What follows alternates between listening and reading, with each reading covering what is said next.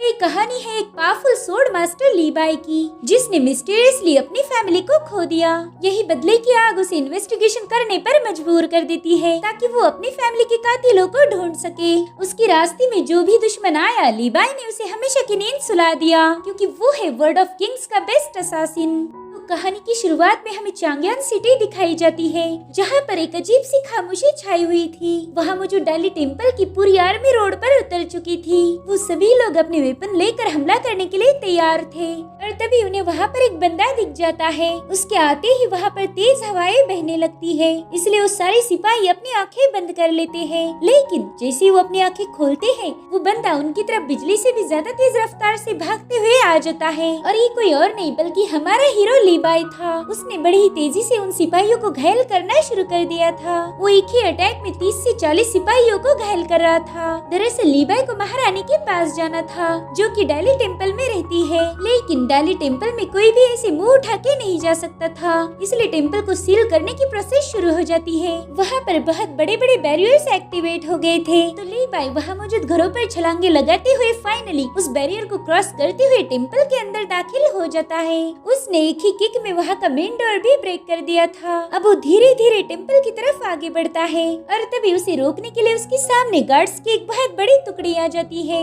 वो उस पर अपनी तलवारें पॉइंट कर देते हैं, इसलिए लीबाई बड़ी ही तेजी से उन्हें मारते हुए आगे बढ़ रहा था। उसकी धारदार तलवार और तूफान जैसी रफ्तार को कोई कैच नहीं कर सकता था। वो एक ही स्लैश में न जाने कितने ही सिपाहियों को जख्मी कर देता है और तभी एक मून ब्लेड उस पे हिट होने वाली थी, लेकिन लीबाई उससे बच जाता है। दरअसल वो हमला डाली टेम्पल के पुलिस इंस्पेक्टर जिंग ने किया था। तो अब लीबाई उसके आसपास बड़ी ही तेजी से घूमने लगता है, जिसके बाद वो जिंग को भी बहुत दूर फेंक चुका था। और तभी लीबाई पर एक और अटैक हो जाता है। ये अटैक करने वाला डाली टेम्पल का मिनिस्टर डी रेनिजे था। वो लीबाई से कहता है कि डाली टेम्पल में आना अलाउड नहीं है। अगर तुमने एक और कदम भी आगे बढ़ाया तो तुम्हें कड़ी से कड़ी सजा मिलेगी। मगर लीबाई को कहाँ इससे फर्क पड़ने वाला था। वो दोबारा से अपनी तलवार ले डी रेनिजे पर अटैक करने आगे बढ़ता है। डी रेनिजे भी उस पर अपनी खास ब्लेड से मुसलसल हमले किए जा रहा था, लेकिन लीबाई की रफ्तार के आगे उसकी एक नहीं चलती। और अब वहाँ पर शानगुएंग नाम की लड़की भी आ जाती है। वो लीबाई को घूर के देख रही थी कि तभी टेम्पल से आवाज आती है कि शानगुएंग कौन हमारे टेम्पल में आना चाहता है, जिस पर शानगुएंग जवाब देती है कि ये है लीबाई। ये एक बेमिसाल तलवारबाज और रोमांटिक पर्सनालिटी वाला पागल बंदा है। और अब लीबाई यहाँ पर क्यों आया था, ये समझने के लिए हमें 10 दिनों पहले की कहानी दिखाई जाती है। दरअसल चांगयान सिटी में एक बहुत ही शानदार पार्टी ऑर्गेनाइज की थी।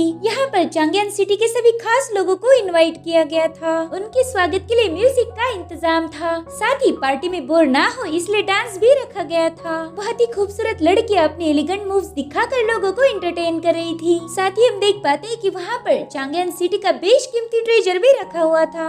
इस पार्टी में मेहमानों को ड्रिंक सर्व करने के लिए एक रास्ता बनाया गया है, जिस पे पानी पर तैरते हुए खुद ड्रिंक्स ही मेहमानों के पास जा रही थी। और वहाँ पर हम लिंगुविन नाम के बंदे को देखते हैं, जो शानगुएंग को पार्टी में आने के लिए उसका शुक्रिया अदा कर रहा था। दरअसल लिंगुविन टाइफू टेम्पल का मास्टर है और उसी ने पार्टी ऑर्गेनाइज की थी। शानगुएंग की लिखी हुई पोएम भी लिंगुविन को बहुत पसंद आती है। दरअसल लिंगुविन को कविताएं बहुत ज्यादा पसंद थी।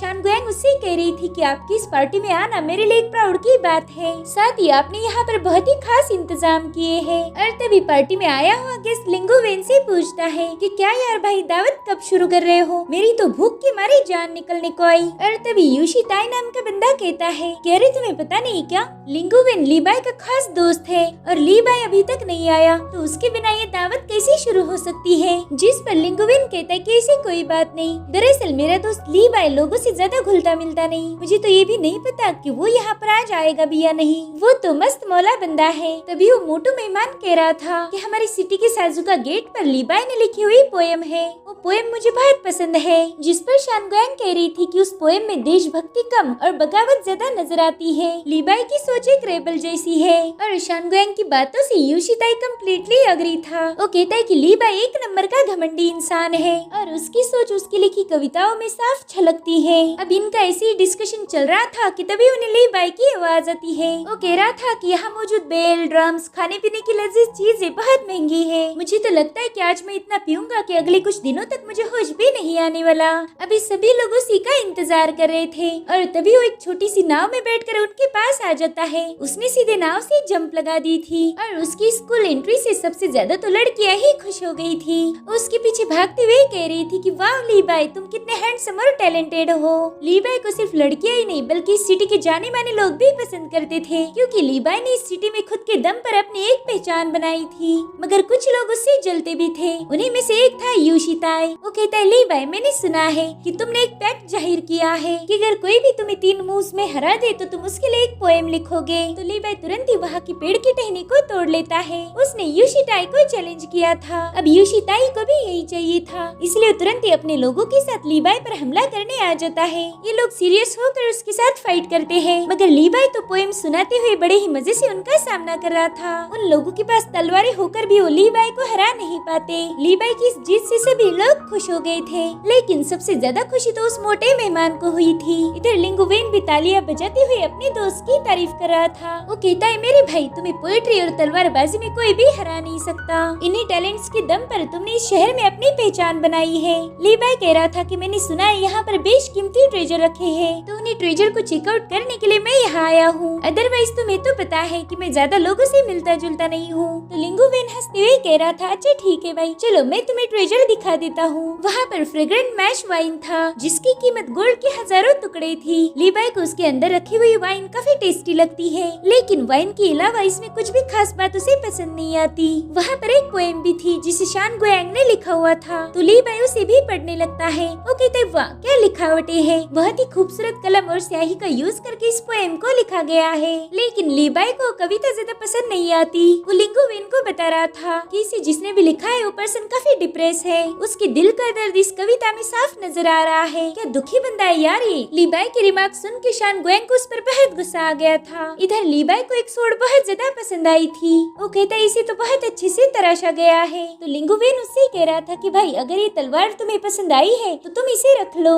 मगर लीबाई कह रहा था कि दिखने में तो ये तलवार बहुत प्यारी है, मगर उसकी नोक ज्यादा शार्प नहीं, इसलिए मैं इसे नहीं ले सकता। लीबाई की बातें सुनकर शान गुएंग कहती कि वाकई ये बंदा बहुत घमंडी है। अब लीबाई बताने लगता है कि मैं ब्रोकन मून सिटी का रहने वाला हूँ, मगर मैंने मेरा टाउन छोड़कर जमाना हो गया। मैं यहाँ चांगेन सिटी आ गया ताकि यहाँ पर कुछ कर पाऊँ। मुझे एक बेहतरीन तलवारबाज बनना था और साथ ही वंडरफुल पोएम्स भी लिखनी थी, लेकिन अफसोस हमें वो कभी नहीं मिलता जिसकी हमें तलाश होती है। अब तो मेरी हालत काफी बुरी है, ना ही मैंने तलवारबाजी में कोई ब्रेक थ्रू किया और ना ही मेरी कविताओं में पहले जैसी मिठास है। मेरी पोएम्स भी अब फीकी पड़ चुकी है। इतना ही नहीं, अब तो मुझे चांगेन सिटी की वाइन भी अच्छी नहीं लगती। तो लिंगुवेन कहता है, मेरे भाई मायूस मत हो, मेरे पास तुम्हारे लिए एक खास चीज है, शायद वो तुम्हें खुश कर दे। जिसके बाद वो एक वुडन बॉक्स के अंदर से आधे चांद जैसे दिखने वाला जेड पॉट बाहर निकाल लेता है। ये पॉट आइस जेड के एक पूरे पीस से बना हुआ था, उसी में इसे काफ किया गया था और इसके अंदर वाइन भी हमेशा ठंडी ही रहेगी, चाहे मौसम कितना भी गर्म क्यों ना हो जाए। लीबाई को ये जेड पॉट काफी रेयर लग रहा था कि तभी लिंगुवेन उससे कहता है कि भाई तुम इसे रख लो और मैं ये तलवार रख लेता हूँ। अब तुम मुझे भी अपनी तलवारबाजी के 2-4 लेसन सिखा देना। इधर लीबाई ने भी अपनी तलवार निकाल ली थी। लिंगुवेन कह रहा था कि भाई अगर हम सिर्फ सोड फाइट करेंगे तो वो फाइट काफी बोरिंग हो जाएगी, तो क्यों ना इस बार फाइट कुछ अलग अंदाज में की जाए। और तभी लीबाई देखता है कि वहाँ पर कुछ मास्क पहने डांसर आ चुके हैं। उसमें से एक डांसर अपने खूबसूरत मूव्स के साथ हवा में चलते हुए काफी ऊंचाई पर जाके वहाँ पर अपनी रोशनी बिखेरने लगती है। लीबाई तो उस लड़की का हुनर देखकर ही हैरान था। तो लिंगुवेन उसे बताने लगता है कि इस डांस करने वाली लड़की का नाम लियो है। ये रेगिस्तानी कबीले से यहाँ आई है। तुम्हें तो पता है कि हमारी चांगेन सिटी में टैलेंट की बहुत कद्र होती है, इसलिए लियो यहाँ पर डांस करके पैसा कमाती है। साथ ही वो इल्यूजन बनाने में भी माहिर है और इसी से इन लोगों का गुजारा चलता है। इधर लियो ने हवा में फ्लोट करते हुए एक इल्यूजन बना दिया था और अब अचानक से ये लोग भी हवा में फ्लोट करने लगते हैं। लिंगुवेन कह रहा था कि चलो अब हम इसी इल्यूजन में पेंटिंग करेंगे, जिसके बाद ये दोनों भी हवा में फ्लोट करते हुए फाइट करना शुरू कर देते हैं। ये इन दोनों के दरमियान एक फ्रेंडली फाइट थी और ये दोनों भी उसे काफी एंजॉय कर रहे थे। इन दोनों ने अपनी सूंड की ऑरा का यूज करके एक परिंदा भी बनाया था। अब इनकी फाइट ऐसे ही चल रही थी।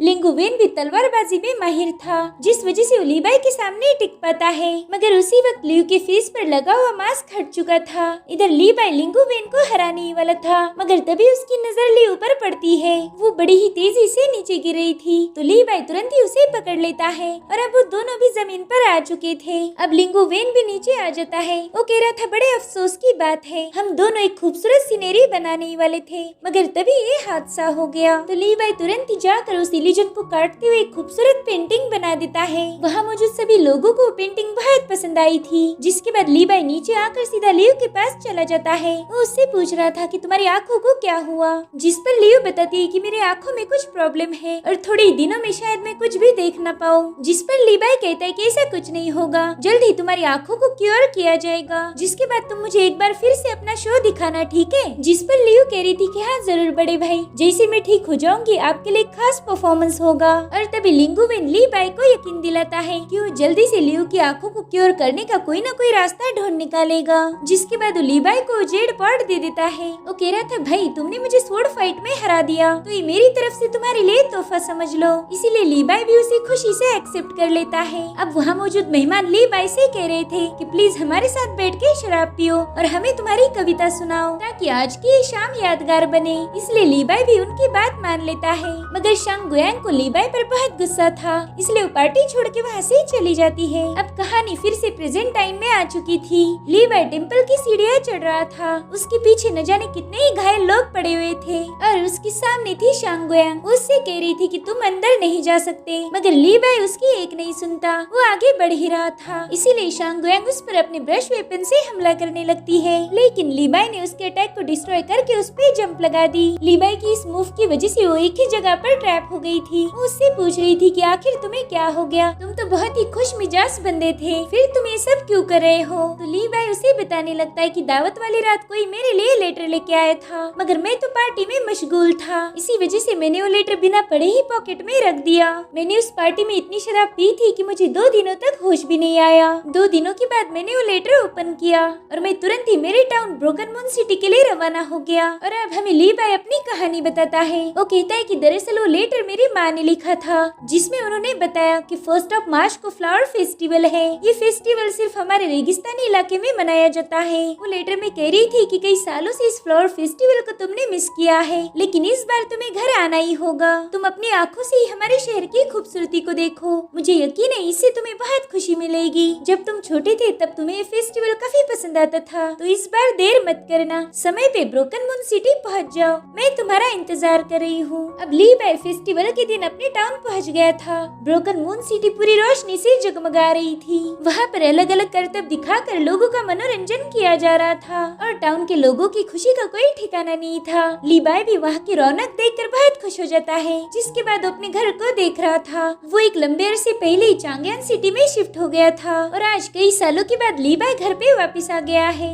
उसका कजिन अजी उसे देखकर बहुत खुश हो जाता है। वो गिरते पड़ते अपने अंकल आंटी को बताने गया था कि बड़े भैया वापस आ गए। लीबाई को देखकर उसकी माँ बहुत खुश हो जाती है, क्योंकि एक लंबे अरसे के बाद उसका बेटा घर वापस आया है। अब रात के समय लीबाई वाइन गोड के बेलों को देख रहा था। तभी उसकी माँ उसे बताती है कि जब तुम यहाँ से चले गए उसी वक्त मैंने इन बेलों को बोया था और देखो अब ये कितने बड़े हो गए, चलो अब खाना खा लो। तभी लीबाई उन्हें अपना जेड पॉट दिखाता है। वो कह रहा था कि वुडन गोड से काफी ज्यादा अच्छा है, इसमें वाइन बिल्कुल भी गर्म नहीं होती। मगर लीबाई की बातें उसके फादर को बिल्कुल भी अच्छी नहीं लगती, इसीलिए लीबाई की माँ माहौल को थोड़ा शांत करने के लिए टॉपिक चेंज करती है। वो कह रही थी देखो तो लीबाई तुम कितने पतले हो गए, शायद चांगयान सिटी का खाना तुम्हें ज्यादा सूट नहीं होता, और साथ ही मुझे पता चला है कि तुम्हारे पास ज्यादा पैसे भी नहीं। तो लीबाई उसे बता रहा था कि अरे माँ ऐसी कोई बात नहीं है, चांगयान में बड़े बड़े व्यापारी है, वहाँ पर ढेर सारा पैसा है, तो पैसों की फिक्र तुम बिल्कुल भी मत करो। मगर लीबाई के फादर उसकी बातों से एग्री नहीं थे। वो कहते कि बड़े व्यापारी और रईस लोग तो यहाँ पर भी रहते हैं, फिर अपना घर छोड़ के तुम्हें उतनी दूर चांगयान सिटी जाने की क्या जरूरत है। तो लीबाई की माँ उन्हें समझाने लगती है कि मेरा बेटा अभी तो घर आया है, ये बात आप बाद में भी कर सकते हो, मगर वो उसकी नहीं सुनते। दरअसल लीबाई के फादर बहुत बड़े मर्चेंट थे, उनका काफी अच्छा व्यापार भी था, मगर लीबाई उस बिजनेस को ऐसे ही छोड़ के चांगयान सिटी अपनी किस्मत आजमाने चला गया। लीबाई को भी अब उनकी बातों से गुस्सा आ जाता है। तभी लीबाई की माँ कह रही थी कि मेरा बेटा वह तलवारबाजी और पोएट्री सीखने गया था,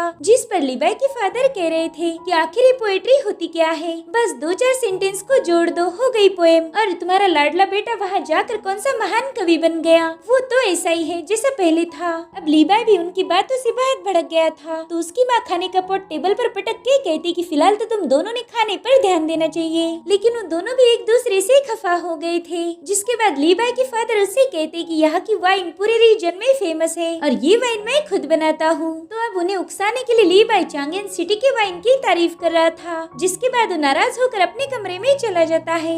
लीबाई के कमरे में कुछ पुराने संदूक थे। तो लीबाई अपनी माँ से पूछ रहा था कि इन संदूक में क्या है। तो उसे बताने लगती है कि तुम्हारे फादर और मैंने तुम्हारे बचपन की सारी चीजें इसमें संभाल के रखी है। और तभी ब्रोकन मून सिटी में सेलिब्रेशन स्टार्ट हो जाता है। तो लीबाई भी अपनी माँ के साथ त्योहार में शामिल हो जाता है। वहाँ पर ढेर सारी आतिशबाजियाँ थी जिसे देखकर सभी लोग एंजॉय कर रहे थे। लीबाई भी इतने खूबसूरत नजारों को देखकर हैप्पी था। और तभी उसे क्लिक होता है कि ये फेस्टिवल तो कल होना था, यानी कि एक दिन पहले। तो फिर ये लोग आज सेलिब्रेट क्यों कर रहे हैं। और तभी उसके हाथ से वाइन का कप नीचे गिर के टूट जाता है। वो कप एक गोल्डन डस्ट बनकर बिखर चुका था। इतना ही नहीं, वहाँ मौजूद सभी लोग गोल्डन डस्ट बन के बिखर गए थे। और लीबाई भी अचानक से नीचे गिरने लगता है। उसे अपने फादर ने कही सारी बातें याद आ रही थी। और अब लीबाई एक बंजर जगह पर पहुंच गया था और उसकी ब्रोकन मून सिटी पूरी तरह से डिस्ट्रॉय हो चुकी थी, क्योंकि लीबाई 4 दिनों के बाद वहाँ पर पहुंचा था। और अभी तक उसने जो भी देखा वो एक ड्रीम था।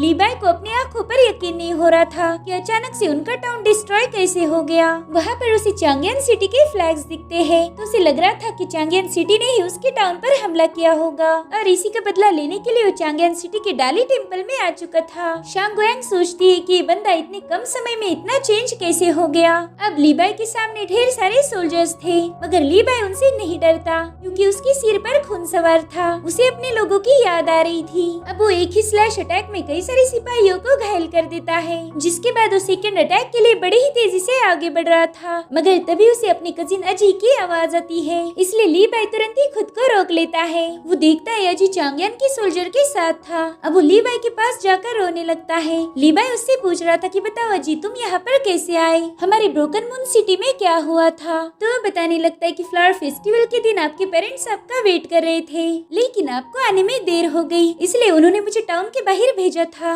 मैं आपका वहीं पर इंतजार कर रहा था, लेकिन सुबह से शाम हो गई फिर भी आप वहाँ पर नहीं आए, इसलिए मैं घर वापस जाने ही वाला था। लेकिन तभी अचानक से मौसम बदल गया। आसमान में काले बादल छा गए और तेज हवाएं बहने लगी, इसलिए मैं घर की तरफ जा ही रहा था। लेकिन मैंने देखा कि हमारे टाउन के लोग अचानक से ग्लास में बदल रहे हैं और फिर वो लोग शीशे जैसे टूटकर आसमान में चले गए। गांव के सभी लोगों का यही हाल था और शायद मैं भी जिंदा नहीं बचता, मगर चांगियन के सोल्जर ने मुझे बचा लिया। मैंने देखा था कि हमारा टाउन पूरा शीशे जैसा टूट के आसमान में चला गया। अंकल आंटी भी जिंदा नहीं बचे। भैया, अगर आप जल्दी आते तो शायद आप उन्हें बचा लेते। अब लीबाई को ये सब सुनकर बहुत बड़ा सदमा लग गया था। और तभी एम्प्रेस यानी चांगियन की महारानी कहती है कि ये काम सिर्फ डीमंस की सीक्रेट टेक्निक से ही किया जा सकता है। ब्रोकन मून सिटी के साथ जो कुछ भी हुआ उसमें हमारा कोई हाथ नहीं था। लेकिन लीबाई गुस्से में आकर उससे पूछ रहा था कि बताओ आपके सोल्जर वहाँ पर क्यों गए। जिसके बाद वो अपनी सोड महारानी पर तान देता है और फिर क्या बाकी सबकी तलवारें लीबाई पर पॉइंटेड थी। अब महारानी उससे कहती कि लीबाई, मैंने सुना है कि तुम बहुत टैलेंटेड हो, तुम वो कर सकती हो जो शायद मैं भी ना कर पाऊँ। तुम्हारे पास अमेजिंग स्किल्स है और तुम बहुत समझदार भी हो। मेरे ख्याल से अब तक तो तुम्हें पता भी चल गया होगा कि ब्रोकन मून सिटी पर हुए अटैक में हमारा कोई हाथ नहीं था, इसलिए लीबाई ने अपनी सोड नीचे कर दी थी। वो अब एकदम खामोश होकर वहाँ से चला जाता है। टाउन के लोग उससे बात कर रहे थे, मगर लीबाई को उनकी आवाजें सुनाई नहीं देती। वो अपने ही ख्यालों में खोया हुआ था। वो खुद से ही कहता है कि मुझे बहुत ही डरावनी चीज समझ आई है। मेरे गाँव पर हुए हमले के लिए मैं लोगों को जिम्मेदार समझ रहा था, मगर सबसे बड़ी गलती तो ये है कि मैं खुद ही टाइम पर घर नहीं गया। अगर मैंने वो लेटर सही समय पर ओपन किया होता तो शायद मैं जो कुछ हुआ उसे रोक लेता। अब लीबाई बहुत डिप्रेस हो जाता है क्योंकि वो सभी चीजों के लिए खुद को ही रिस्पॉन्सिबल मान रहा था। और तभी वहाँ पर शांगोयांग आ जाती है। लीबाई उससे कहता है कि मेरा पीछा करना छोड़ दो। तो शांगोयांग कह रही थी कि मैं चांगियन सिटी के लिए परेशान हूँ और साथ ही तुम भी मेरी सस्पेक्ट लिस्ट में हो। ये सब सुनकर लीबाई वहाँ से जाने लगता है। शांगोयांग उसे बता रही थी कि हमारी महारानी इस मामले की तहकीकात कर रही है, इसीलिए लीबाई तुम बीच में दखल मत देना। जिस पर लीबाई उससे कह रहा था कि मेरे पेरेंट्स मर चुके हैं और तुम ये दर्द कभी समझ नहीं सकती। जिस पर शांगोयांग कहती कि तुम्हारा भाई अजीब बोल रहा था कि अगर तुम घर पर टाइम पे जाते तो शायद आज तुम्हारे पेरेंट्स जिंदा होते। ये सब कहकर उसने लीबाई की दुखती रग पर हाथ रख दिया था, जिससे वो बहुत ज्यादा भड़क जाता है। वो शांगोयांग पर अटैक करने ही वाला था, मगर वो खुद को जैसे तैसे रोकते हुए कहता है कि तुम ठीक कह रही हो, उस दिन मैंने बहुत ज्यादा शराब पी ली थी। अगर मैं होश में रहता तो ये लेटर उसी दिन ओपन करके मैं घर के लिए रवाना हो जाता। और तभी उस लेटर को गौर से देखता है। उस पर जो ब्रोकन मून सिटी का सील लगाया था वो फेक था। ली बाई को पता था कि उनकी सिटी का स्टैम्प सील अलग है। ये सब देखकर शांग गुयांग उससे कह रही थी कि शायद तुम्हारे पहले ही ये लेटर किसी ने पढ़ लिया होगा, लेकिन ये काम किसने किया होगा इस बात का पता लगाने के लिए ली बाई अपने खास दोस्त लिंगू वेन के पास चला जाता है और उससे पार्टी में आए हुए मेहमानों के बारे में पूछ रहा था, जिस पर लिंगू वेन कहता है कि पार्टी में बस चांगयान सिटी के लोग ही आए थे और मुझे नहीं लगता कि पार्टी में ये लेटर किसी ने ओपन किया होगा। अरे हाँ, चांगयान के लोगों के अलावा यहाँ पर लियू भी थी, वो रेगिस्तानी इलाके से बिलोंग करती है, लेकिन वो तुम्हारा लेटर क्यों पढ़ेगी? उसकी तो आँखों की ट्रीटमेंट चल रही है और उसे जो डॉक्टर हील कर रहे हैं वो शांग गुयांग ने ही रेकमेंड किए थे। इधर शांग गुयांग लियू से मिलने गई थी। लियू पहले से ज्यादा साफ देख पा रही थी। वहीं दूसरी तरफ ली बाई लिंगू वेन से सारे मेहमानों की लिस्ट मांगता है ताकि वो खुद ही जाके उनसे पूछताछ कर पाए। अब ली बाई पार्टी में आए हर एक मेहमान से पूछताछ कर रहा था, मगर उसके हाथ कोई सबूत नहीं लगता, जिससे और ज्यादा निराश हो जाता है। उस दिन चांगयान सिटी में दियो का त्योहार मनाया जा रहा था। पूरी सिटी दियो से जगमगा रही थी। साथ ही लोग अपनी फैमिली की सलामती के लिए दुआ मांग रहे थे, लेकिन ली बाई तो काफी नाराज था। उससे उसका सब कुछ खो गया था। तो लिंगू वेन भी उसे अपने बारे में बताने लगता है ताकि ली बाई का दुख थोड़ा सा कम हो जाए। वो कहते ली बाई, मैं भी यहाँ से नहीं हूँ। मैं जब छोटा था तभी मेरे पेरेंट्स की मौत हो गई, जिसके बाद मैं चांगयान सिटी आ गया। यहाँ पर बस तुम ही मेरे अच्छे दोस्त हो और मैं किसी भी कीमत पर तुम्हें खोना नहीं चाहता। जिसके बाद वो ली बाई से कह रहा था कि मुझे तुम्हारी बचपन की यादें सुननी है। तुम कैसे थे, क्या क्या शरारती करते थे, वो सब तुम मुझे कविता के जरिए सुनाओ। चाहे तुम्हारी यादें अच्छी हो या बुरी, मुझे उन्हें सुनना है। जिस पर ली बाई कह रहा था कि अब मैं पोएम नहीं लिखूंगा, मुझसे हो नहीं पाएगा। तो लिंगू वेन उससे पूछ रहा था कि भाई ऐसा क्यों बोल रहे हो? जिस पर ली बाई उसे बताता है कि मैं ब्रोकन मून सिटी से बोर हो गया था, क्योंकि वो बहुत छोटा टाउन था। मुझे लगा था कि मैं चांगयान जैसे बड़े शहर में आके अपनी सोड और टैलेंट के जरिए फेमस हो जाऊंगा। यहाँ पर मैं ऐशो आराम की लाइफ जीना चाहता था, अच्छी वाइन टेस्ट करना चाहता था, लेकिन तब मुझे रियलाइज नहीं हुआ कि सपने तो बस टूटने के लिए होते हैं। तो लिंगू वेन उसे कह रहा था कि ली बाई, तुम्हें रिश्ते नाते और इमोशन से नाता तोड़ के इस पिंजरे से आजाद होना पड़ेगा, तभी तुम अपनी लाइफ में आगे बढ़ोगे। जिस पर ली बाई कह रहा था कि अब आगे बढ़ के भी क्या करूँगा, मेरे पेरेंट्स तो अब जिंदा भी नहीं और उनकी मौत का जिम्मेदार मैं खुद हूँ। अगर मैं वो लेटर टाइम पे ओपन करता तो शायद वो जिंदा होते। इतना कहकर वो जेड पॉट को पानी में फेंक देता है। वो जेड पॉट काफी कीमती था, इसलिए लिंगू वेन उसे उठा लेता है। वो ली बाई से कह रहा था कि मुझे पता है ये जेड पॉट तुम्हें बहुत पसंद है, तो प्लीज इस पर गुस्सा मत उतारो। इसलिए ली बाई उस जेड पॉट को ले लेता है। ली बाई की हालत शांग गुयांग से देखी नहीं जा रही थी, इसलिए वो उसे बताती है कि ली बाई, ये काम डीमंस का है और तुम्हारे पेरेंट्स की भी मौत नहीं हुई, वो अभी भी जिंदा है। ये सुनकर ली बाई बहुत चौंक जाता है। उसे अब उम्मीद की एक किरण नजर आ रही थी। शांग गुयांग उसे बताती है कि डायली टेम्पल के सीक्रेट पवेलियन में इस बारे में सारी जानकारी है, लेकिन वो कमरा चांगयान सिटी में नहीं है, वो यहाँ से थोड़ा दूरी पर है और उसका एग्जैक्ट लोकेशन बस डी रेनिजे जानता है। वहाँ पर हमें इन डीमंस के बारे में थोड़ी बहुत जानकारी मिल सकती है, लेकिन अगर तुम्हें वहाँ जाना है तो पहला हमें महारानी से परमिशन लेनी पड़ेगी। लेकिन ये सब सुनते ही ली बाई वहाँ से गायब हो चुका था। उस रात बहुत तेज बारिश हो रही थी और ली बाई बिजली की रफ्तार से डाली टेम्पल में पहुँच जाता है। डी रेनिजे को पहले ही पता था कि ली बाई उससे पूछताछ करने जरूर आएगा, इसलिए वो उससे पूछता है कि शांग गुयांग कहाँ पर है, वो तुम्हारे साथ क्यों नहीं आई? मगर ली बाई इसका कोई जवाब नहीं देता, उल्टा वो ही उससे एक सवाल पूछता है कि सीक्रेट पवेलियन कहाँ पर है। जिस पर डी रेनिजे कह रहा था कि सीक्रेट पवेलियन चांगयान सिटी में नहीं, जहाँ पर तुम अपनी मर्जी चलाते हो। मुझे भी सीक्रेट पवेलियन का रास्ता ठीक से याद नहीं है। तो ली बाई उससे कह रहा था कि एक तो तुम मुझे खुद ही रास्ता बताओगे या फिर रास्ता बताने के लिए मैं खुद तुम्हें मजबूर कर दूंगा। तो डी रेनिजे कह रहा था कि ली बाई, भला मैं तुम पर भरोसा क्यों करूं? तुम ब्रोकन मून सिटी से यहाँ आए हुए स्ट्रेंजर हो, तुमने यहाँ आके तलवारबाजी में महारत हासिल की और उसके बाद ही हमारे एम्परर का कत्ल हो गया। तुमने डाली टेम्पल में एंटर करने के लिए ढेर सारे लोगों को मार दिया। ये सारे क्राइम्स तुमने किए हैं, तो भला मैं तुम्हारी मदद कैसे करूँगा? जिसके बाद वो एक बड़े से स्क्रोल से ली बाई पर हमला कर देता है, लेकिन ली बाई ने उस स्क्रोल के चिथड़े उड़ा दिए थे। जिसके बाद इन दोनों में तगड़ी फाइट शुरू हो जाती है। वो दोनों भी बड़ी तेजी से एक दूसरे पर हमला करने की कोशिश कर रहे थे, मगर वो दोनों भी इक्वली टैलेंटेड थे, जिस वजह से कोई भी हार मानने के लिए तैयार नहीं था। अब डी रेनी जे एक जगह पर छुपकर लीबाई पर स्नीक अटैक करना शुरू कर देता है, मगर लीबाई ने उसके सारे अटैक्स को डिस्ट्रॉय कर दिया था। बदले में वो भी उस पर स्लैश अटैक कर रहा था। इन दोनों ने फाइट करके उस पूरी जगह की ऐसी की तैसी कर दी थी। साथ ही वो दोनों भी बहुत थक गए थे, लेकिन फाइट रुकने का नाम नहीं लेती। तभी शांग गुएंग अपने ढेर सारे सोल्जर को लेकर उनकी फाइट छुड़ाने आ जाती है।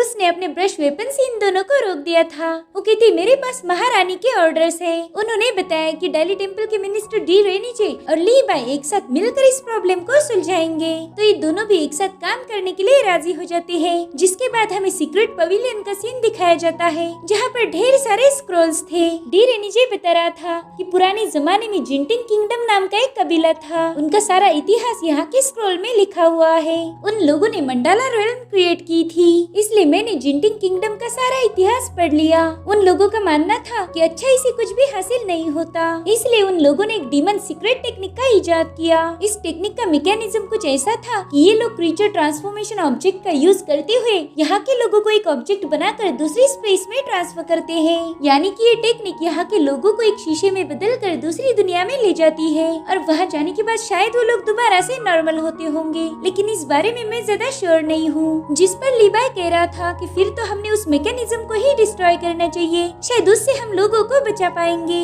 लेकिन डी रेनीजे के पास मंडाला रेल्म की इस टेक्निक की पूरी जानकारी नहीं थी। वो कहता है यहाँ के रिकॉर्ड आधे अधूरे हैं, इसलिए मैं श्योर नहीं कि हमने इस टेक्निक को कैसे डिस्ट्रॉय करना चाहिए। लेकिन अच्छी बात ये है कि वो लोग अभी तक मरे नहीं, वो जिंदा है। तो लीबाई कहता है कि इसका मतलब ये है कि सिर्फ ब्रोकन सिटी पर हमला नहीं हुआ और भी सिटीज इसमें शामिल है। तो डी रेनीजे उसके सामने एक चेम्बर ओपन कर देता है। ऐसे कई सारे शहर थे जिन पर ऐसे हमले हो चुके थे। डी रेनीजे कहता है कि ये काम किसी एक बंदे का नहीं हो सकता और ना ही ये किसी ऑर्डिनरी सीक्रेट टेक्निक से किया जा सकता है। दरअसल मंडाला रेल में एक छलावा एक इल्यूजन थी। तो मुझे लगता है कि इन सारे शहरों को गायब करने वाला पर्सन दोबारा से मंडाला रेल्म जैसा ही एक इल्यूजन क्रिएट करना चाहता है। ये पर्सन जिस टेक्निक का यूज कर रहा है उसे गोल्डन कोड सीक्रेट टेक्निक कहा जाता है। तो लीबाई कह रहा था यानी कि एक ऐसा छलावा है जो है भी और नहीं भी। जिस पर डी रेनीजे उससे पूछ रहा था कि क्या तुमने पहले भी ऐसी कोई टेक्निक देखी है? तो कहता है कि ये एक इल्यूजन है और ऐसे इल्यूजन सिर्फ लियो ही बना सकती है। एक पार्टी में उसने ऐसा छलावा बनाया था। तो ये लोग तुरंत लियो यानी उस छोटी बच्ची के घर पर अपने सिपाही भेज देते हैं, मगर लियो तो पहले ही वहाँ से गायब हो चुकी थी।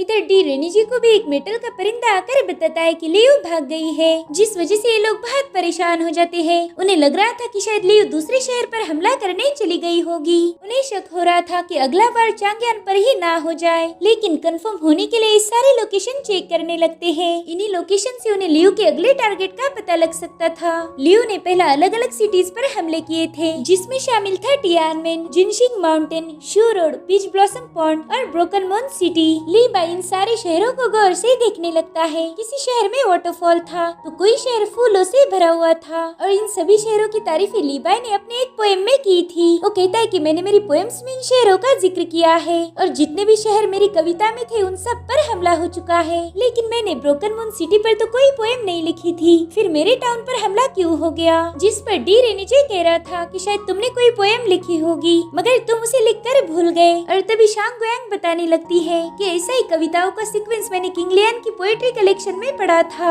जिस पर लीबाई कहता है कि अगर तुम्हें वो पोएम याद है तो सुना दो। इसलिए शांग गुएंग उस पोएम को सुना देती है और अब उस पोएम को सुनने के बाद ये लोग कंफर्म हो गए थे कि अगला अटैक चांगयान सिटी पर होगा, इसलिए ये लोग सीधे चांगयान सिटी जाने के लिए निकल पड़ते हैं। वही दूसरी तरफ हम लियो को देखते हैं जो चांगयान सिटी में पहुंच गई थी। उसके गले के लॉकेट में वो डीमन टेक्निक थी जिसे उसने एक्टिवेट कर दिया था। इधर ये लोग अपने सिपाहियों को लेकर चांगयान सिटी की तरफ रवाना हो चुके थे। लीबाई डी रेनीजे से कहता है कि तुम जुकियो गेट की तरफ चले जाओ और हम क्यूचिफांग गेट की तरफ जाएंगे। दरअसल चांगयान सिटी के 2 गेट थे और ये लोग उन दोनों को घेर के उस डीमन को पकड़ना चाहते थे। और अब हम चांगयान सिटी को देखते हैं जहाँ पर नई सुबह हो चुकी थी। वहाँ पर सब कुछ एकदम शांत था। तब तक ये लोग भी वहाँ पर पहुँच जाते हैं। डी रेनीजे और पुलिस इंस्पेक्टर जिंग जुकियो गेट से सिटी में दाखिल हो जाते हैं, मगर वहाँ पर तो सब कुछ नॉर्मल था। लोग अपनी डेली रूटीन को फॉलो कर रहे थे। वही दूसरी तरफ लीबाई कह रहा था कि यहाँ पर एक अजीब सी खामोशी है और तभी पूरी सिटी में अजीब सा स्मोक फैलना शुरू हो गया था। डी रेनीजे देखता है कि एक ग्रीन कलर की रोशनी आकर एक बंदे को हिट करती है और ऐसा करते ही तुरंत ही वो बंदा एक ग्लास में बदल चुका था।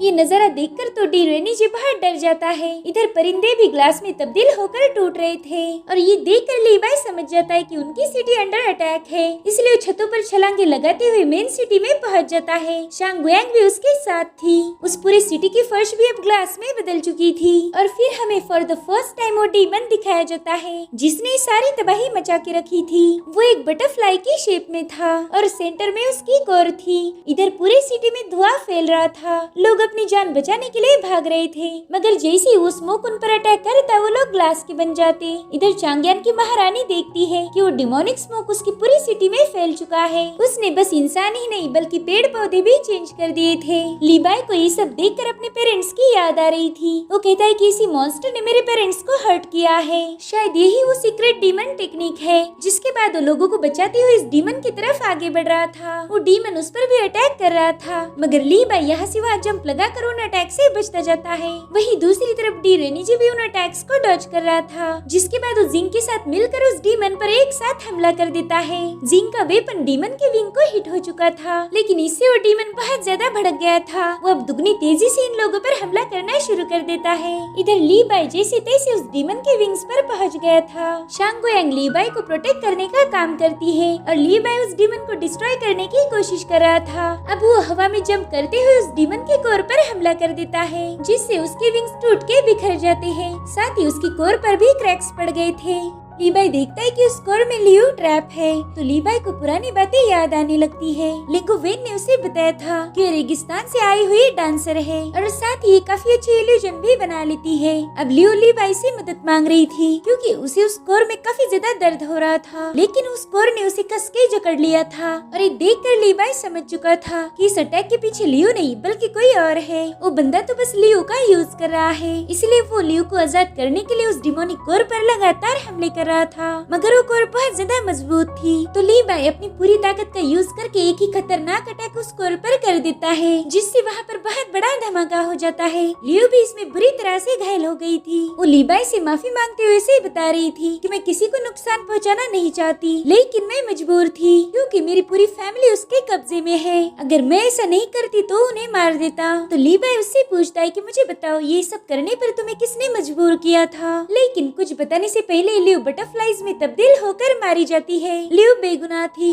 और उसकी मौत की वजह से लीबाई को बहुत दुख हुआ था। उसे एक एक करके वो सारी तबाही के मंजर दिख रहे थे और साथ ही उसे मास्टरमाइंड का भी पता चल गया था, जिस वजह से वो गुस्से में वहाँ से जाने लगता है। उसे डी रेनिजी की कही बात याद आती है। उसने लीबाई को कहा था कि ये सारी तबाही तुम्हारी कविताओं को पढ़ के ही की गई है। ब्रोकन मून सिटी पर भी तुमने कोई पोएम लिखी होगी, मगर तुम उसे लिख के भूल गए। साथ ही उसे ये भी याद आता है कि लियो तो लिंगुविन के घर पर ही रुकी थी और वही लियो को चांगयान सिटी में डांस करने लेके आया था। अब वो शांगुयांग को बताता है कि ब्रोकन मून पर लिखी हुई पोएम के बारे में किसी को पता नहीं था, मगर एक ही बंदा इसके बारे में जानता है और वो है लिंगो वेन। अब लीबाई ने एक एक कड़िया जोड़ना शुरू कर दी थी। वो कहते हैं लिंगो वेन मेरी कविताओं में काफी दिलचस्पी रखता है, साथ ही उसे मेरी बचपन की सारी बातें पता थी, मानो जैसे उसने मुझ पर कोई रिसर्च किया हो। वो मुझे हमेशा यही कहता था कि जैसा मैं बचपन में था अब मैं वैसा नहीं रहा, मुझे कविताओं में ज्यादा दिलचस्पी नहीं है। इधर पूरी सिटी में डीमंस फैल गए थे और वही के एक टावर पर हम लिंगो वेन को देखते हैं। उसने अपने आसपास एक पावरफुल शील्ड बना ली थी और साथ ही उसके पास थी वो डिमोनिक टेक्निक, जिसके बाद वो आसमान में दूसरी दुनिया का पोर्टल ओपन कर देता है। उसके ऐसा करते ही ग्लास में तब्दील हुई सारी चीजें उस पोर्टल में जाने लगती है। इधर शांगुयांग लीबाई से कहती कि चांगयान तबाही की कगार पर है, हम चाहे कितनी भी कोशिश क्यों न करें इस शहर को हम बचा नहीं पाएंगे, इसीलिए हमने जल्दी से पैलेस में वापस जाना चाहिए। तो लीबाई कहते तुम पैलेस चली जाओ। शांगुयांग उससे पूछती कि तुम यहाँ पर क्या करोगे, तुमने भी मेरे साथ चलना चाहिए। जिस पर लीबाई कहता है कि लिंगू ने मुझे एक पोएम लिखने के लिए बोला था, तो मैं उसे वही पोएम सुना के आता हूँ। जिसके बाद वो बड़ी ही तेजी से लिंगू वेन की तरफ जाने लगता है। इधर शहर में अफरा तफरी मच गई थी। इंस्पेक्टर सिंह और डी रेनिजी लोगों को बचाने की पूरी कोशिश कर रहे थे। तभी वो देखता है कि लीबाई कहीं पर जा रहा है। वह लीबाई सीधा लिंगू वेन के पास पहुँच गया था। लिंगू वेन उससे कहता है कि मेरे भाई फाइनली तुम आ गए, देखो ये नजारे कितने खूबसूरत है, पूरी दुनिया में ऐसी खूबसूरती कहीं पर भी नहीं है। लेकिन लीबाई तो सीधा उस पर अटैक करने चला जाता है। लिंगू वेन को इसकी बिल्कुल भी उम्मीद नहीं थी, लेकिन वो लीबाई के अटैक से बच जाता है। वो कहते हैं मेरे भाई तुम इतने गुस्से में क्यों हो। तो लीबाई उससे कहता है कि तुमने सब कुछ तबाह कर दिया, न जाने कितने ही लोगों को तुमने मार दिया होगा, कितने सारे लोग तुम्हारी वजह से घायल हो गए और तुम इस तबाही को खूबसूरती का नाम दे रहे हो। बोलो तुम्हें इस सब करके क्या हासिल हुआ। तो लिंगुवेन उससे कहता है कि मैंने किसी को नुकसान नहीं पहुंचाया। इस दुनिया में गंदगी फैली है तो मैंने बस यहाँ की चीजों को किसी और जगह भेज दिया है, और ऐसा करने से ही हम एक खूबसूरत दुनिया क्रिएट कर सकते हैं। वहाँ पर कोई गंदगी नहीं होगी। जिस पर लीबाई कहता है कि जहाँ पर इंसानियत ही नहीं वहाँ पर खूबसूरती कैसे हो सकती है। जिसके बाद वो लिंगुवेन पर अटैक करना शुरू कर देता है, मगर लिंगु उसके अटैक को काउंटर करके कह रहा था कि फायरफ्लाइज यानी कि जुगनू एक ही स्लैश में मर सकते हैं, लेकिन मेरी दुनिया में वो हमेशा जगमगाते रहेंगे, वो एक इमॉर्टल बन जाएंगे। तभी लीबाई उस पर हमला करते हुए कह रहा था कि तुमने बस विनाश किया है। मगर लिंगु का ये मानना था कि इन खूबसूरत चीजों को इनकाउंटर करके एक कमाल की पोएम लिखी जा सकती है। वो लीबाई से कह रहा था कि तुम्हें भी तो ऐसी ही पोएम चाहिए थी, और उतने में ही लीबाई ने अपनी सोर्ड से उस पर हमला कर दिया था। मगर लिंगुवेन एक शील्ड में था, जिस वजह से लीबाई के हमले का उस पर कोई असर नहीं होता। वो तो अभी भी लीबाई को अपनी साइड करने की कोशिश कर रहा था। वो कहते तुम्हारा टैलेंट नहीं बल्कि इस दुनिया का सबसे अनमोल खजाना है, इसलिए हम अब पीछे नहीं हट सकते। मैं तुम्हें ऊंचाई पर पहुंचाने के लिए करोड़ों लोगों को भी मार सकता हूँ। मैं तो बस तुम्हें कामयाबी की शिखर पर देखना चाहता हूँ। ये सुन के तो लीबाई और ज्यादा भड़क गया था। उसकी शील्ड पर लगातार हमले करना शुरू कर देता है। लिंगुवेन अभी भी उसे कन्विंस करने की पूरी कोशिश कर रहा था। वो कहता है मैंने तुम्हारे लिए क्या कुछ नहीं किया, तुम्हारे लिए मैंने सबसे फेमस पोएट की पोएम्स को कलेक्ट किया, वो मेरी तरफ से तुम्हारे लिए तोहफा था। और तभी लीबाई की सोर्ड ने उस शील्ड को चीरते हुए उसे जमीन पर पटक दिया था। हम देखते कि लीबाई की सोर्ड उसके सीने के आर पार घुस चुकी है। और तभी लिंगुवेन उससे कहता है कि आज मैंने मेरे दोस्त और सबसे टैलेंटेड कंपोजर को खो दिया। मैंने मेरे भाई लीबाई के लिए क्या कुछ नहीं किया, लेकिन उसे तो मेरा तोहफा पसंद ही नहीं आया। और तभी लीबाई उसे गुस्से में कह रहा था कि तुमने जिन्हें मारा है उन्हें दोबारा से जिंदा कर दो, लेकिन लिंगुवेन ने उस पर भी अटैक कर दिया था। वो दोनों भी शीशे में बदल चुके थे, जिसके बाद वो पोर्टल में दाखिल हो जाते हैं और अब हमें वो नई दुनिया दिखाई जाती है जहाँ पर पानी का एक फ्लो था, और उसमें आते ही लीबाई दोबारा से अपनी असली फॉर्म में आ गया था। वो देखता है कि वो पानी की गहराई में जा रहा है। उसमें कई सारे पत्थर उसे हिट कर रहे थे, लेकिन वो अभी भी अपनी ब्रोकन मून सिटी को ढूंढने में लगा हुआ था। और अब वो बड़ी तेजी से नीचे जाके गिर जाता है। वो एक पुल में पहुंच गया था, और यही वो दूसरी इल्यूजनरी दुनिया थी। वो देखता है कि वहाँ पर ढेर सारे लोग हैं, मगर वो रियल नहीं बल्कि इल्यूजन्स थे। और तभी उसकी नजर लिंगुवेन पर पड़ती है। वो लीबाई को देखकर बहुत ही डरावनी तरीके से स्माइल कर रहा था। लीबाई तो उसे देखकर बहुत ज्यादा हैरान हो जाता है। और तभी अचानक से लीबाई के पैरों के नीचे की जमीन हिलने लगती है। ये सब लिंगुवेन ही कर रहा था। वो लीबाई को एक अलग जगह पर भेज देता है। वहाँ पर लिंगुवेन का बहुत ही विशाल स्पिरिट फॉर्म था। वो लीबाई से कह रहा था कि मेरे दोस्त, तुम्हें लग रहा होगा कि मैं अभी तक मरा क्यों नहीं, तुमने तो अपनी सोर्ड मेरे दिल के आर पार कर दी थी। तो चलो मैं तुम्हारी इस कंफ्यूजन को भी दूर कर देता हूँ। मैंने यहाँ पर एक अल्टीमेट इल्यूजन क्रिएट किया है, यानी कि ये मेरी दुनिया है, इसलिए मैं यहाँ पर कभी भी आ जा सकता हूँ। इस इल्यूजन में जितने भी लोग हैं वो मुझे देख नहीं सकते सिवाय तुम्हारे। तुम मुझे देख भी सकते हो और मुझसे बात भी कर सकते हो। तो लीबाई उससे कह रहा था कि बताओ मेरी ब्रोकन मून सिटी कहाँ पर है, जिस पर लिंगुवेन कह रहा था कि मैं ही इस दुनिया का क्रिएटर हूँ। तो यहाँ मौजूद सारे शहर मेरे कंट्रोल में है। जिसके बाद लिंगुवेन दो पहाड़ों को अपने पास लाकर कहता है कि लीबाई बताओ तुम्हें मेरा अल्टीमेट इल्यूजन कैसा लगा, मेरी बनाई ये दुनिया कितनी खूबसूरत है ना। मगर लीबाई उससे कह रहा था कि तुमने ये दुनिया बनाकर बहुत बड़ी गलती कर दी, यहाँ पर तो कुछ भी रियल नहीं है, इसी वजह से मुझे तुम्हारी ये दुनिया घिनौनी और वाहियात लगती है। और अब लीबाई अपनी सोर्ड लेके लिंगुवेन पर हमला करने चला जाता है, मगर लिंगु का स्पिरिट फॉर्म उसे बड़ी आसानी से रोक रहा था। इधर चांगयान सिटी की महारानी को शांगुयांग बताती है कि लीबाई भी इल्यूजन का हिस्सा बन चुका है। वो उसी दुनिया में चला गया जिस पर महारानी कह रही थी कि लिंगुवेन के पास मैजिकल ट्रेजर है और उससे भी बुरा है उसका इल्यूजन। उसने रियलिटी और फैंटेसी के दरमियान का अंतर ही खत्म कर दिया है। मैं भी लिंगुवेन के इल्यूजन को बाहर से तोड़ नहीं सकती। अगर ये काम हमें करना है तो उसकी दुनिया में जाना पड़ेगा, क्योंकि उस इल्यूजनरी दुनिया के अंदर से ही जाके उसे तोड़ा जा सकता है। तो शांगुयांग उससे पूछती है कि क्या इसका मतलब ये है कि हमें लीबाई के ही भरोसे रहना पड़ेगा। तो महारानी अपनी पावर्स को एक्टिवेट करके उसे जवाब देती है कि नहीं। अब महारानी की पावर महल से बाहर चली जाती है। दरअसल वो चांगयान सिटी को बचाने के लिए एक स्ट्रॉन्ग फॉर्मेशन बनाने वाली थी, जिसे यूनिवर्सल फॉर्मेशन कहा जाता है, ताकि डीमंस का अटैक बचे हुए लोगों पर ना हो। लेकिन अगर ये फॉर्मेशन पूरी तरह से फॉर्म हो गया तो लीबाई कभी भी इस दुनिया में वापस नहीं आ सकता। इसलिए शांगुयांग महारानी से रिक्वेस्ट कर रही थी कि हमने लीबाई के लिए रुकना चाहिए, मगर महारानी इतनी बड़ी रिस्क उठाने के लिए तैयार नहीं थी। वो कहती कि डी रेंजे को हुक्म दो कि शहर में जितने भी लोग जिंदा बचे हैं उन्हें पैलेस में लाया जाए। एक बार मैंने फॉर्मेशन बना दिया फिर कोई भी अंदर दाखिल नहीं हो सकता। अब महारानी यूनिवर्सल फॉर्मेशन को क्रिएट करना शुरू शुरू कर देती है। इसके फुल्ली एक्टिवेट होने के बाद लिंगुवेन इस सिटी को नुकसान नहीं पहुंचा सकता था और अब वो फॉर्मेशन एक्टिवेट होना शुरू हो जाता है। पूरे शहर में बड़ी बड़ी दीवारें बन रही थी जो पूरी सिटी में फैलती हुई आपस में ही जुड़ती है। इधर इंस्पेक्टर जिंग लोगों को बचाने की कोशिश कर रहा था, लेकिन कई सारे लोग इल्यूजन का हिस्सा बन रहे थे। वहीं दूसरी तरफ महारानी शांगगोयांग को बताती है कि यूनिवर्सल फॉर्मेशन को पूरी तरह से एक्टिवेट होने में 1 घंटा लग जाएगा। अगर तब तक लीबाई वापस आता है तो बहुत अच्छी बात है, मगर उसे जीत के ही वापस आना चाहिए, तभी हमारे चांगयान के बचने की कोई उम्मीद है। तो शांगगोयांग कहती कि महारानी जी, अगर लीबाई हार गया तो क्या होगा? जिस पर महारानी जवाब देती है,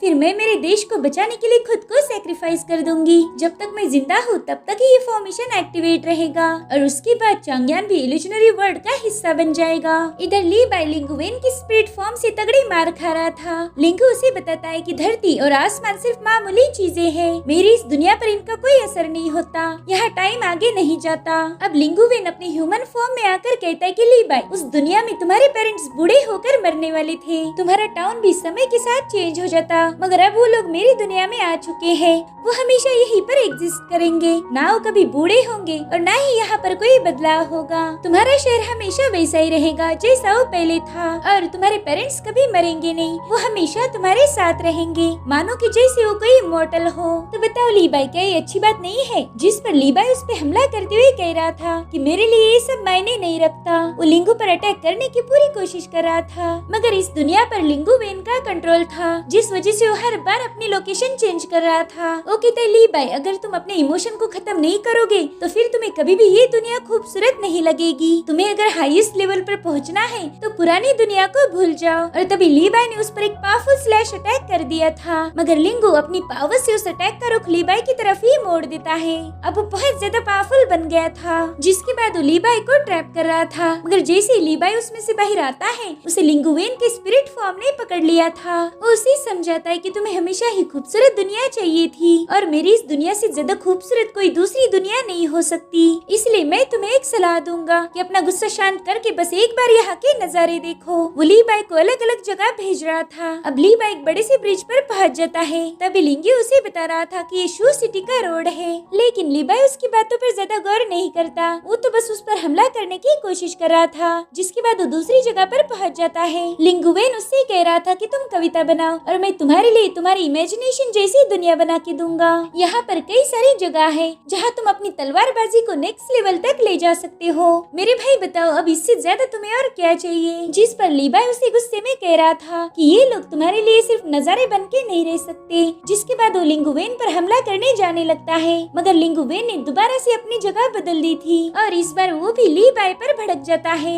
वो कह रहा था कि मैंने कुछ इंसानों को मार दिया, इसमें क्या ही बड़ी बात है, लेकिन तुम इतने छोटे से रीजन को लेके मुझसे नफरत करने लगे हो। लेकिन अगर तुमने इस बात को भुलाकर मेरे साथ फिर से दोस्ती की तो तुम बहुत आगे तक जाओगे। इधर लीबाई देखता है कि उसके पेरेंट्स के आसपास आग लगी है, तो लीबाई लिंगु से गुस्से में कह रहा था कि तुम्हारे इस मॉर्टल्स में मेरे माँ बाप भी शामिल थे, तुमने उन्हें भी खत्म कर दिया। तो लिंगु कहते शायद तुम मेरी बात कभी नहीं समझोगे और ना ही अब मैं तुम्हें कुछ समझाऊंगा। वो लोग अब सूड रिवर में पहुँच गए थे। लीबाई के दिल में उसके लिए नफरत थी और ये देखकर लिंगु कह रहा था कि अब तुम्हें भी मेरा इल्यूजन बनना पड़ेगा। दरअसल मैं तुम्हें एक इल्यूजन बनाना नहीं चाहता था, जैसे हम धरती पर दोस्त थे वैसे ही हम यहाँ पर भी रह सकते थे, लेकिन अब तुमने मुझे मजबूर कर दिया है। जिसके बाद लीबाई वहाँ से नीचे गिरने लगता है। दरअसल उसकी इल्यूजन बनने की प्रोसेस स्टार्ट हो गई थी। अब वो अलग अलग जगह से होते हुए अपनी ब्रोकन मून सिटी में पहुँच जाता है, जहाँ पर लोग फ्लावर फेस्टिवल मना रहे थे और तभी लीबाई को उसके पेरेंट्स नजर आते हैं। वही दूसरी तरफ डी रेंजे और जिंग जैसे तैसे फॉर्मेशन में दाखिल हो चुके थे। इधर महारानी अपनी पूरी ताकत लगाकर आधे शहर को बचा लेती है।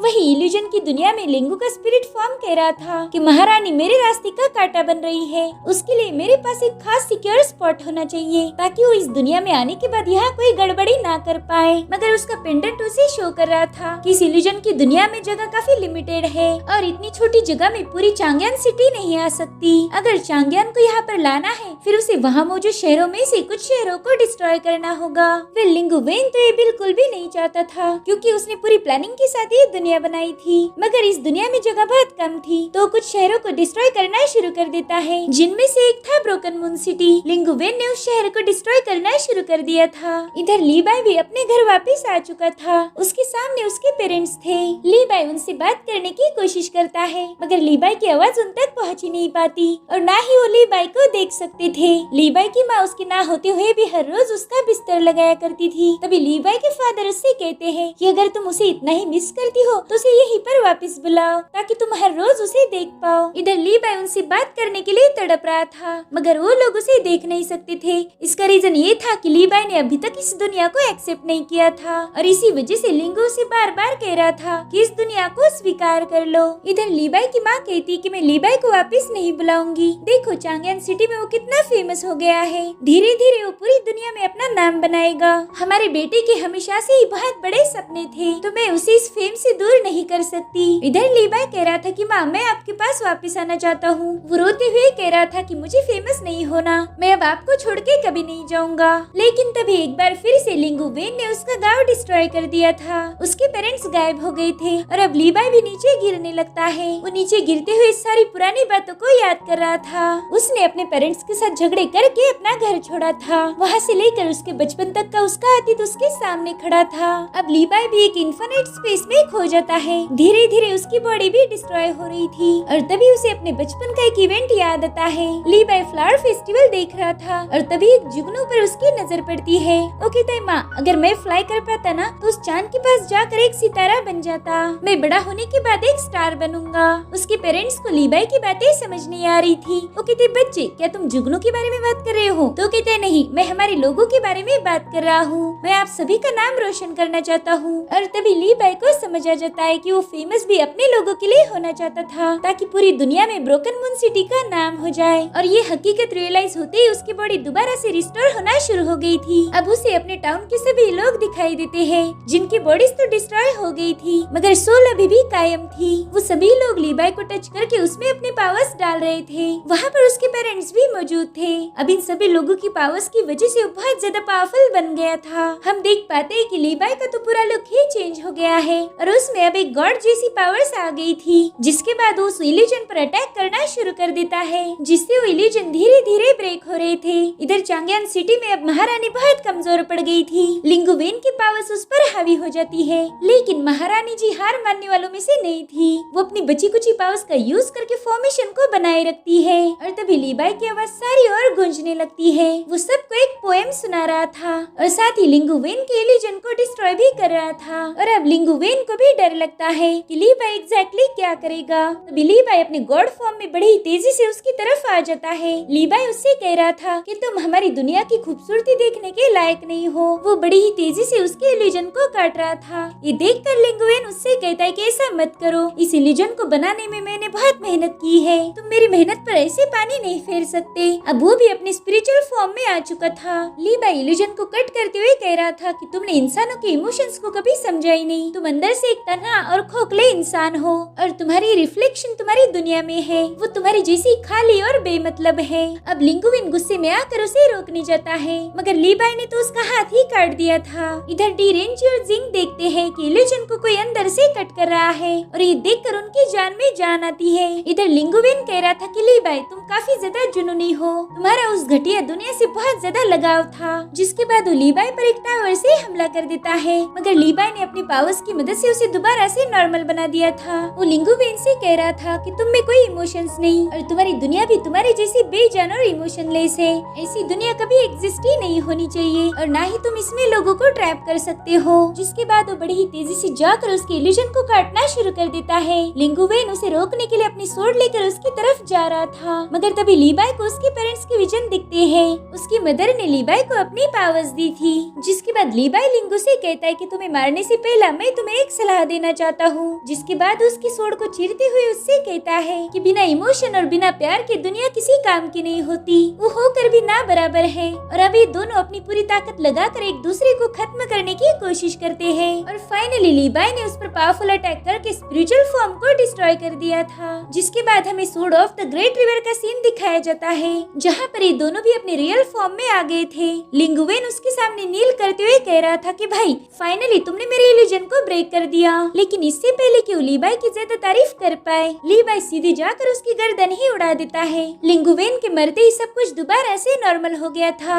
साथ ही जो भी गोल्डन डस्ट बन के आसमान में गए थे वो सभी लोग वापिस आने लगते हैं। लीबाई भी अब अपनी दुनिया में वापिस आ चुका था। इधर महारानी और शांग गुयांग भी लीबाई के इस कारनामे से बहुत खुश हो जाते हैं। उसने इस दुनिया को बचा लिया था। अब ये दुनिया दोबारा से नॉर्मल हो जाती है जैसा ही पहला हुआ करती थी। अब हम लीबाई को देखते हैं जो ब्रोकन मून सिटी में वापस आ गया था। उसके फादर उसे वाइन गोर्ड के बारे में जानकारी दे रहे थे। वो कहते मैंने तुम्हारे लिए एकदम राउंड शेप वाले गोर्ड में वाइन फिल कर दी है। ऐसे गोर्ड में रखी हुई वाइन बहुत टेस्टी लगती है। जिस पर लीबाई कहता है कि वाइन का मजा तो सफर में ज्यादा आता है, तो क्यों ना मैं एक कविता लिखने के लिए कहीं पर चला जाऊं। जिसके बाद लीबाई दोबारा से अपना सफर शुरू कर देता है, लेकिन इस बार वो ब्रोकन मून सिटी से ज्यादा दिनों तक दूर नहीं रहेगा। और सबसे लास्ट में हमें लिंगुवेन ने दिया हुआ जेडपोर्ट रेगिस्तान में पड़ा मिलता है, क्योंकि लीबाई को अब उसकी जरूरत नहीं थी। तो गाइज ये कहानी उन लोगों को डेडिकेट की गई है जो अपने घर से दूर परदेश में रहते हैं। ऐसा एक दिन नहीं गुजरता जब उनकी फैमिली उन्हें मिस नहीं करती, लेकिन एक दिन ऐसा जरूर आएगा कि परदेसी अपने घर वापस आ जाएंगे और फिर कभी अपने फैमिली से अलग नहीं होंगे। और इसी मैसेज के साथ ये कहानी यहीं पर खत्म हो जाती है। सो गाइज अगर ये कहानी आपको पसंद आई हो तो प्लीज एक लाइक और कमेंट जरूर कर देना। Thank you so much for watching. Bye bye, take care.